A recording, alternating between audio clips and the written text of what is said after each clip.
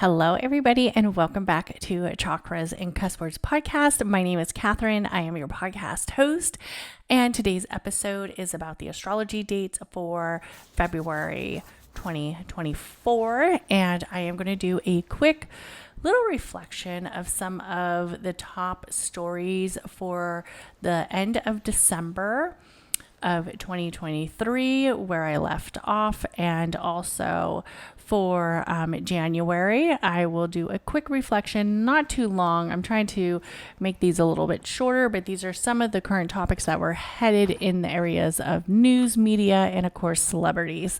So I am recording on January 27th, and it is about 13:49. It is my third attempt of trying to record this podcast, but I am ready this time to get it out to you guys. So in December, I would say that the energy was really working up towards this whole Pluto in Aquarius transit that was happening. And also in January, it seemed like everybody was just counting down the days, right? It was counting down the time for something to happen. And I'll be honest, I didn't really keep up with the news that much in December or in January. And I'm not sure for future podcasts how much of a reflection I will be doing, because it is kind of hard for me to keep up on a lot of the astrological stories that are happening, and also with the news, like what happened on this day and what happened on that day. So I just don't really watch the news like that. So on December 27th, Mercury in Sagittarius conjunct Mars in Sagittarius. And this is when we got whims of a report in 2021 of a robot out in the Tesla factory of Austin, Texas, created a frenzy and had actually a factory attack on the factory floor against one of their engineers. So it was reported that this Tesla robot attacked an engineer and left like this trail of blood on the factory floor, and it was quite a horrific scene. They said that he sunk his claws, leaving a trail of blood into this man's arms and back. And he definitely inflicted wounds where this employee had to go to the hospital. So we got news of the 2021 attack right around when Mercury was in Sagittarius, conjuncts Mars. That makes me think of areas of just kind of that higher enlightenment, especially with philosophy. A lot of people have been talking about what's the future with AI? What is the future of these robots? Are they going to take us all over? Now people are worried, are they going to attack us? What is going on? And then also with a conjunction of Mars, it feels very fiery. It feels very dynamic, where it kind of makes you, a little bit like, oh, these robots could be aggressive. But they said, it was just an accident, that somehow the software engineer, they didn't really say like he malfunctioned. It was like a malfunction. It wasn't like the robot was purposely trying to attack him. I mean, it's a robot, so they can't purposely be trying to do anything, right? But it was an accident. Oops. On December 28th, Mars in Sagittarius squares Neptune in Pisces. And this is when in Santa Cruz, there was like these massive waves, and it was like a really high surf out here in California. And there was like weather advisories. There was flooding in the street, especially in Santa Cruz, I think Capitola, and also down south. And there was like a video of this kid getting tossed by this high surf wave. And this was happening when Mars in Sagittarius squares Neptune in Pisces. So of course it makes sense for this to happen right around this time, especially with Sagittarius, that area of aggression, that fiery zodiac of the Sagittarius, creating that expansion with Mars and squaring off with Neptune and Pisces. Of course, we're going to see stuff with the ocean. Of course, we're going to see stuff with the water. And it was definitely basically the topic here in California. Also, former South Carolina Governor Nikki Haley was facing a lot of backlash right around this time. And I didn't look up her birth chart or anything like that. And one of the reasons why is because she was asked a question, what caused the United States Civil War? And she basically replied was basically how the government was going to run the freedoms and what people could or couldn't do. And I think it's always comes down to the role of the government and what's right for the people. So Haley continued to avoid the actual fact of what had the Civil War, took place here in the United States was basically because of slavery. And so she got a lot of backlash about that. Also on December 28th, Venus in Scorpio sextiles Pluto in Capricorn. And this was an interesting transit, interesting aspect, especially for Chris Rock and Amber Rose, because there was rumors that they had this stroll, possible friendship, possible romance. I believe they had a lot of similarities in their birth chart, as one might say. I believe they are both really centered in the sign of Aries. Chris Rock is a sun in Aquarius. Amber Rose is a sun in Libra. And if you don't know who Amber Rose is, she is the ex of Kanye West, but they both are ascendants in Aries. So they have a lot of similarities. And they also both have Amber Rose. Let's see, Chris Rock has a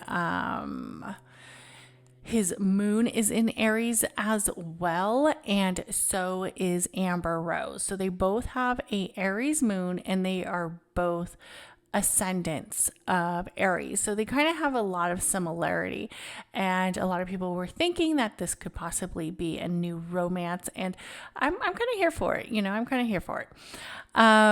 So that was kind of an interesting story. And then also Gypsy Rose, for those who don't know who Gypsy Rose is, just Google her.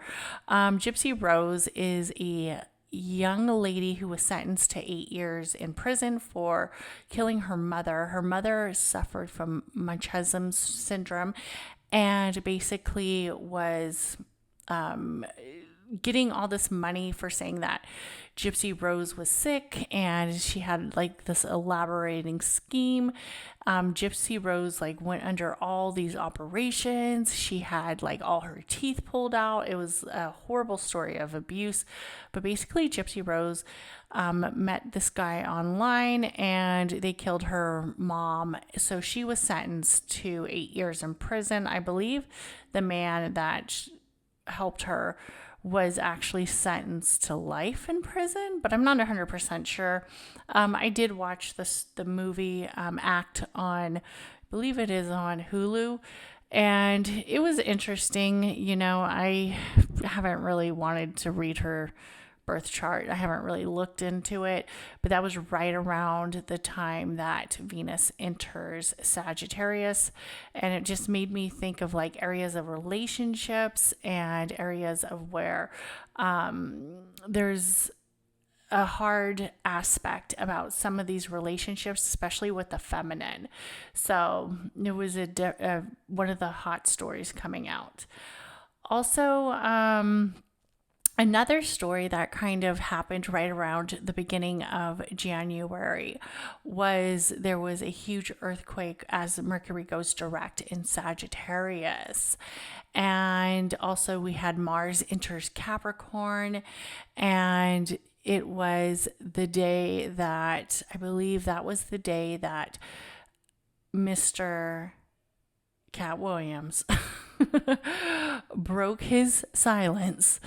And Cat Williams has never been very silent, right? But he definitely broke his, opened up his throat chakra completely and expressed his feelings of Hollywood. He was on the Shannon Sharp's podcast, which is known as the Shay Shay Club, and he basically had a lot to say about a lot of people. P. Diddy, he talked about just everybody. He went after Cedric Entertainer, Kevin Hart. He was saying that people were stealing his jokes. He was also saying that there's a lot of gatekeeping. He even talked about Steve Harvey. So a lot of people were here for it. A lot of people feel that he is exposing the comedian dark circle of, I guess you can say, the area of the Illuminati, as one would say, like of selling your soul for doing certain things. And it kind of made me think of that whole P. Diddy thing, like what people do in this area of fame, and like how so much is hidden and how so much is very little exposed, and there's a lot of secrets, and there's just like this lot of dark yucky energy that the elites do, and the area of Hollywood does. And he kind of acknowledged that again, and talked about a lot of people and got a lot of people really upset. So it was also interesting because on the interview, he was wearing a Dharma chakra necklace. It looked like a big old pendulum of a necklace, and that's really about the karmic energy and the area of energy of speaking and living in the soul center. So I thought that was very interesting. I definitely think that Cat Williams is a truthful person. I definitely think that he's probably seen a lot and been around a lot, where he is just telling his story, and it makes people very uncomfortable, especially when he's seen a lot and been around a lot. Also, we have that area of Mars entering Capricorn, and we have the Stanley Cup, the Stanley Cup Valentine's Cup that was with Starbucks. So there was a limited edition Stanley Cup, and for those who don't know what a Stanley Cup is, it's a drinking cup. It's not the hockey match. It's the Stanley Cup that is like this ice, I guess you could say, isolated cup where it keeps your drinks super cold, and everybody loves it. It's like metal, and it's kind of like a Yeti, but it has a handle, and everybody think it's just the most amazing thing.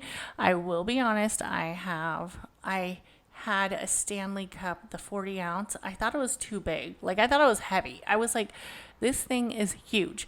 I gave it to my son because he uses it to drink water in his car because it does fit the car holder. And then I bought my daughter one. She uses it. And then we've bought other little smaller versions of Stanley Cups. But in all honesty, I wanted to try it. I will say it does keep the liquid extremely cold. It is one of those cups where if you put the ice in it, it will last till the next day. So it definitely does keep the fluids cold. But I will tell you guys the truth. I think it leaks, okay? A few times I've been running up the stairs with my Stanley Cup and it's kind of leaking. Would I pay another $50 for a Stanley Cup? Maybe. I do think it keeps the water pretty cold. I do think they're, sleek, they're cute, whatever. I do think it's a high quality cup. I think it's better than the Starbucks cup, and if you're talking about like keeping the fluids cold. But I would not stand in line to get a limited edition Stanley Cup and get into a fight with people like how these moms at a Target was doing. And I just want to say that, like, with this Mars enters Capricorn energy, it really makes me feel like people were losing their minds about just areas of material goods, corporations, and everything that comes from that energy of like having it all, being in the area of needing it all, wanting it all, having it all. There's a lot of stuff that I feel like we don't really need, we just want. And that Mars in Capricorn energy was just really showing like how greedy sometimes we can be as people. Especially with material items in that area of like money and corporation. Also, there was a big talk about the Sephora kids. And for those who don't know what a Sephora kid is, so these are like young kids, girls mostly, who are like at the ages of like 10 to maybe like 13, not as old as 16, but they're the younger versions. They're tweenies. I guess you call them tweenies, right? And these kids will go into Sephora and they'll just cause havoc and they'll like be rude to the customers. They use the samples and they are just making everything kind of like go away, like not feel like a fun shopping experience for some of the older women and also for some of the women in Sephora. So a lot of people and the employees are even saying that these Sephora kids are just annoying and they wish that they would go away. But in all honesty, it's the generation. Like, why are these kids using so much product? I don't understand it. They're only like 10. And they're over here using like Drunk Elephant, which is extremely expensive product. Also, Kanye West started like posting these photos of his wife, Bianca Censori. She is a Capricorn. And she was like almost nude in those pictures. And a lot of people were like, Kanye, how can you do this to your wife? Da, da, da, da. But we have to remember he was married to Kim. And even though it was something he didn't like with Kim, apparently now he's okay with it with Bianca Censori. And everybody's like, what about your Christian values, Kanye? And Kanye's just like, my wife's hot. I'm trying to be a fashion designer again or whatever. Also, that was right around the Mars in Capricorn era energy, and she is a Capricorn.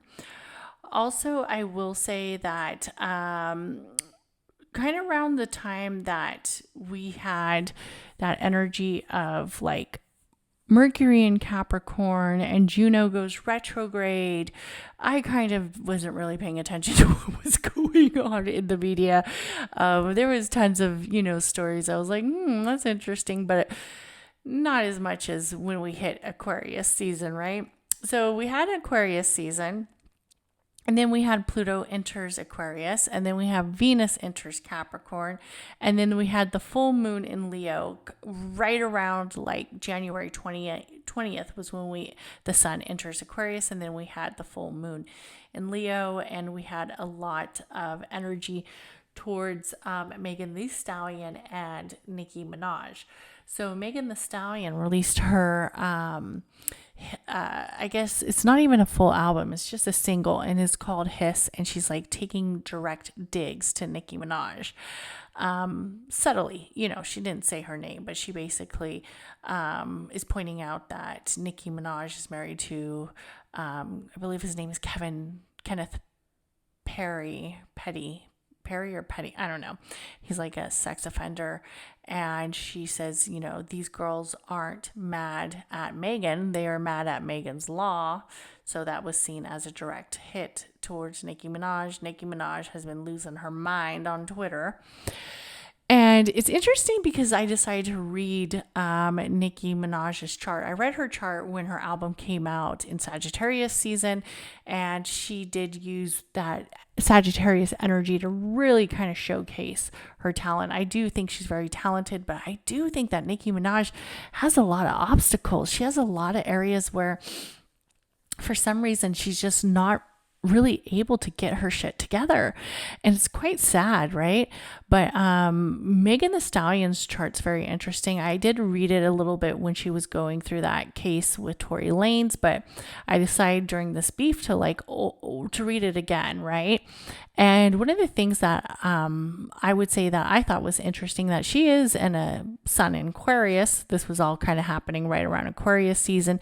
She released her single Hiss on that energy of the full moon in Leo, and she's also a Leo moon. So she was born right around that time of the full moon energy, as the full moon was opposing Aquarius. Also, what also I thought was very interesting is Megan's very smart. She's very talented, and she knew where to attack Nikki. Like, she wasn't like, you're ugly, you can't rap. She went for the family. She went for the husband. She went for Nikki's insecurities, and Nikki is just losing it. There's also been speculation. There was like this blind item going around that Nicki Minaj had to check into rehab, or is having to check into rehab before she goes on tour, before her tour starts. That a lot of people think that she needs to kind of clean up her act. And a TikToker, I think her name's like Celebrity Blinds.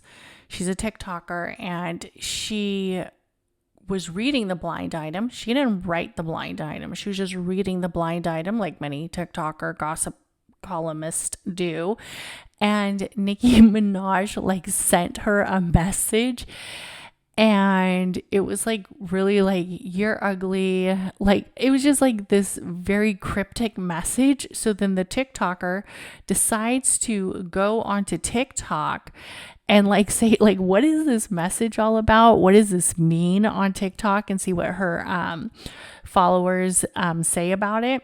And Nicki Minaj replies, and then just basically does like this huge, just massive, like Kanye type rant in this girl's comment section, like, allegedly, you're ugly, allegedly, and just goes so, I'm going to say, crazy on her. And basically now she's asking her group of followers, who are known as the Barbs — Nicki Minaj has her Barbs — to basically report this girl, go in after her. And I'm just like, Nicki, what in the hell is going on with you? I'm going to tell you the truth. Nicki Minaj, there's been some speculation that she's had a love for Percocets, and she's had some areas of abuse, but she gives a lot of Anna Nicole vibes. And, this like lost soul energy, this area of not being able to step into the reality of what is currently happening. And I don't know if she's, using and abusing drugs, but she just has this aura about her that kind of makes you feel like something is going on with her a little bit more than what we see, right? So I thought that was interesting, and that was kind of all happening right around today. So right around this full moon in Leo energy, right after this whole Megan Thee Stallion beef. So Nikki's definitely losing it a little bit, I would say. I hope she gets a grip on reality. Maybe she does need to check into rehab before she starts her tour. Well, let's look at the energy for February. And the energy for February, I feel like, is going to be centered around everything Aquarius, of course, right? And also the Pisces. So I think that it is a time for us to tap into our higher dimension. It is also a good time for us to go through the motions of feeling one, especially with the cosmos. For the Aquarius, sometimes we are very centered around doing a lot, being in a lot of places as an air sign. So it is going to be a time that the Aquarius and also the other air signs kind of take that time to feel a little bit more aligned, feel a little bit more grounded. We are still in the winter months, so this is a time that we're going to want to be concentrating on the home. We're also going to be wanting to concentrate on health and communication and building that area of connection with our collective, our unit. And it makes me think too, going back to Megan Thee Stallion, that Megan Thee Stallion really was smart when she went after Nicki. She knew like that was going to get under Nicki's skin bad. like really bad.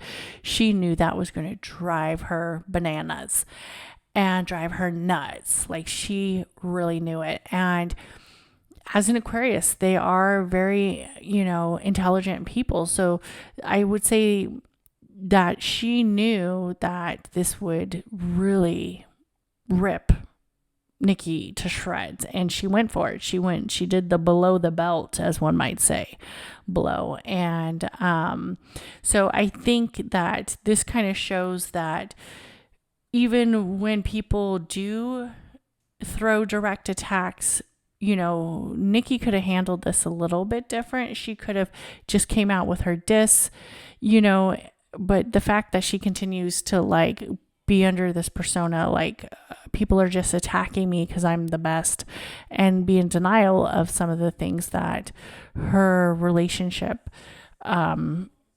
stands for, isn't necessarily what Aquarius season holds, right? And when we think of the age of Aquarius, which we are currently in now, and we will get more into the age of Aquarius, I'm thinking about doing a podcast on the age of Aquarius. We see a lot of that karmic energy showing. Nikki maybe could have handled it a different way, but to continue to like have all these emotional breakdowns online, I don't think as somebody who's at her caliber as an artist is something she should be doing. But then again, we're all centered in emotions and energy and how we handle our emotions and energy, right? So also on February 4th, we have that Mercury enters Aquarius. I think this is a time that we're going to see a lot of conflict and connection, maybe with social media. Also, maybe this is the time that that diss track comes out. Another diss track, right? Also, it's going to be a great time to look at the concept of how can you use AI, because I'm going to be honest, AI is not going anywhere. So how can we use it? How can we learn from it? What can we learn with this area of transition that we have? And right on February 5th, we have Mercury in Aquarius conjuncts Pluto in Aquarius. So it is a time for us to really do our research in solving that area of transformation for ourselves on a personal level. Also using that energy of merging, that energy of communication, that energy of creating what is next for us. On February 6th, we have Pallas enters Sagittarius. This little asteroid is creating an area of higher expansion, especially with the minds, right? Especially with that energy of the mind cycle. On February 7th is a high energy day as we have Ceres enters Capricorn. So this is a perfect time to create and encourage new energies towards our creative space, especially towards that area of work, and try to bring some of that Aquarian energy in there. Try to bring some area of technology in there. Also try to plant some seeds. Beautiful day to plant towards your vegetable garden, even though it is in February. Check some seeds, see what you could do. I got to figure out how to get rid of these little bugs that have been in my vegetable garden. And then also on February 7th, we have Mars in Capricorn sextiles Neptune in Pisces. So this is a beautiful day for us to appreciate how beautiful that energy is of us having the ability to create, especially creating from the earth and creating that area of craftsmanship.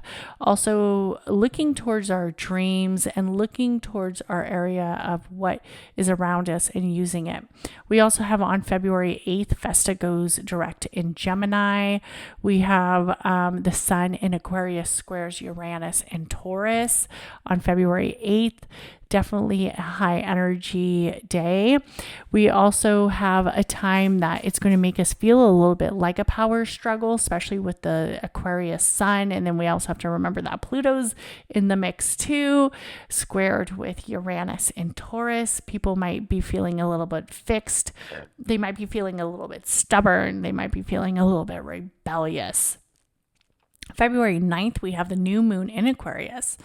So it's definitely time to create some good intentions and also create some intentions around networks, collective, and what is there for you to take, what is there for you to own, what is there for you to live in, what is there for the process for you to really take it all by hold and really learn from it and create those connections.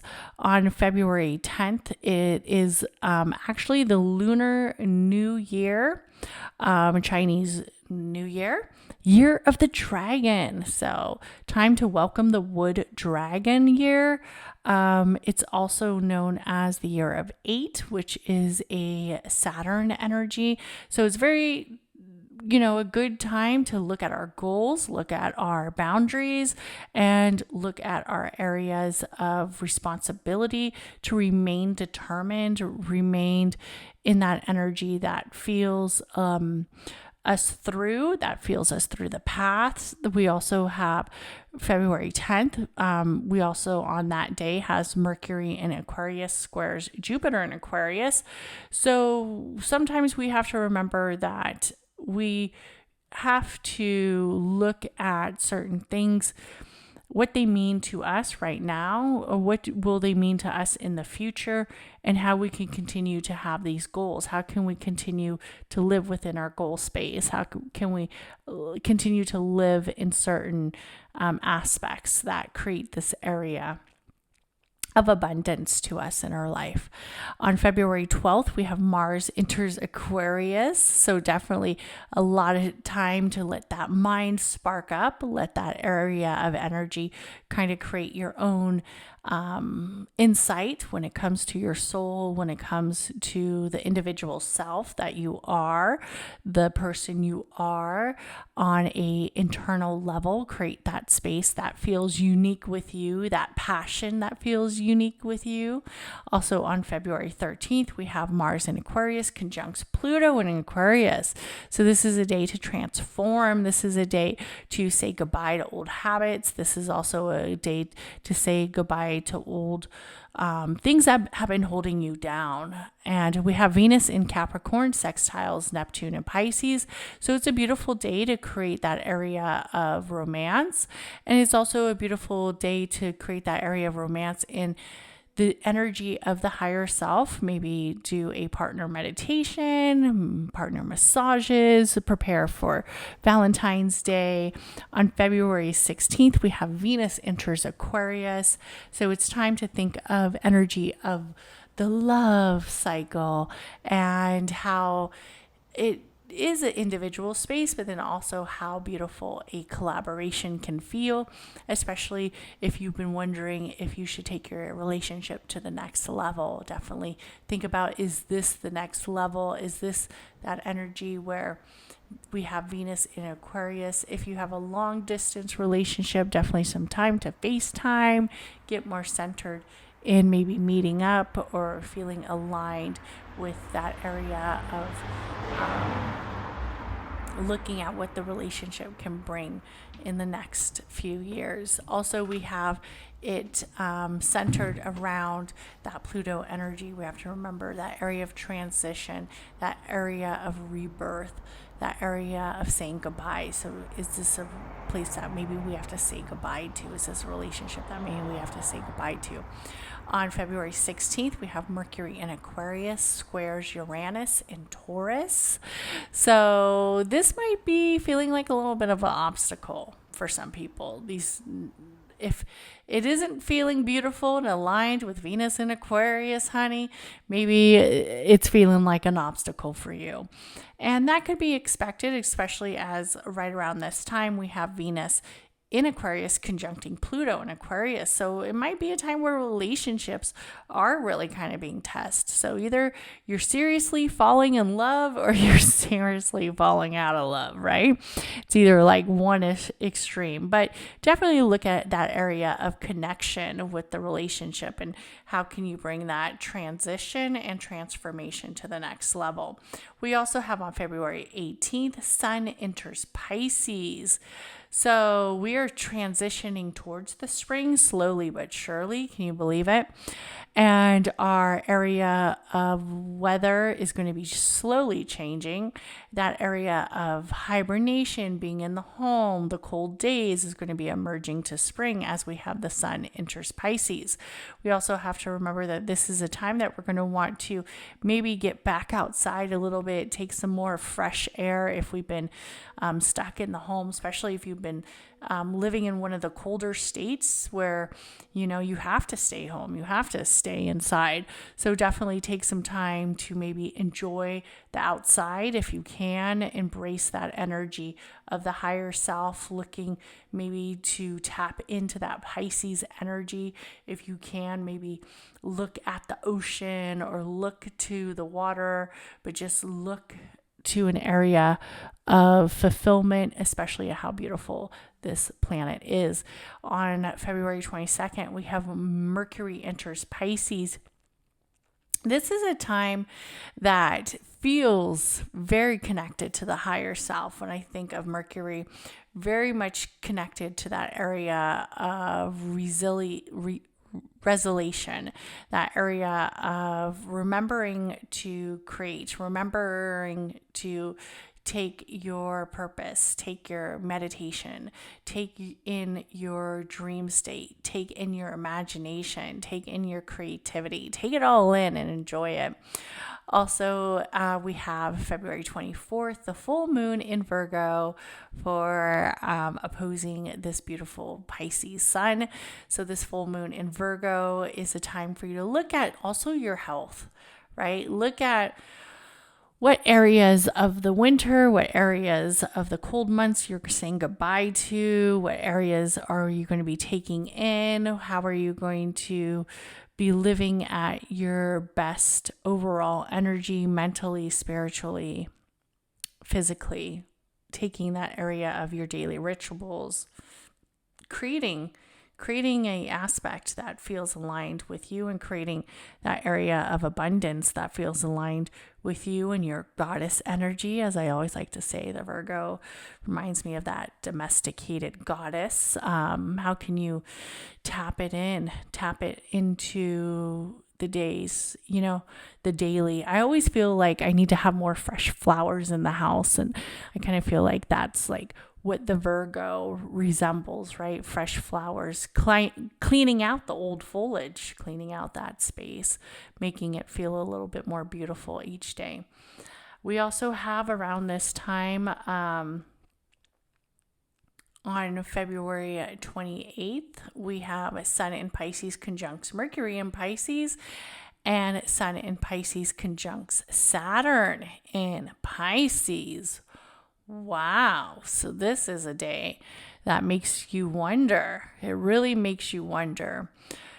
How do you stay in the present space of here and now, responsibilities, power conflict, work, but still living in your higher energy? How do you kind of take it all in, right? How do you balance it? It's really up to you, right? We all have to have ways to kind of balance our spiritual self, balance that area of tapping into the mind, still using our mind, still using our area of what can we achieve, keeping the mind active, learning new things, embracing new things, embracing new responsibilities too is a big one, right? How much it actually helps our higher self to embrace new responsibilities, to know we have something to do. We have something to care for. We have something we have to be responsible for. And sometimes seeing that responsibility isn't necessarily a bad thing, right? And it's a good thing. And seeing how responsibility can create that energy of higher enlightenment, that energy of higher purpose, that energy of finding your purpose. If you are one of those people who are seeking, what is the purpose? What is the energy around me, and how can I take it all in? So I want to thank everybody for listening to this podcast and listening to a Chakras and Cusswords podcast, and I hope you have an amazing day. Please like, comment, and subscribe to this channel, this podcast. And if you can, please give me a rating on either Spotify or Apple Podcasts. It helps me move up the podcasting ladder. And thank you guys so much for listening to a Chakras and Cuss Words podcast. Bye.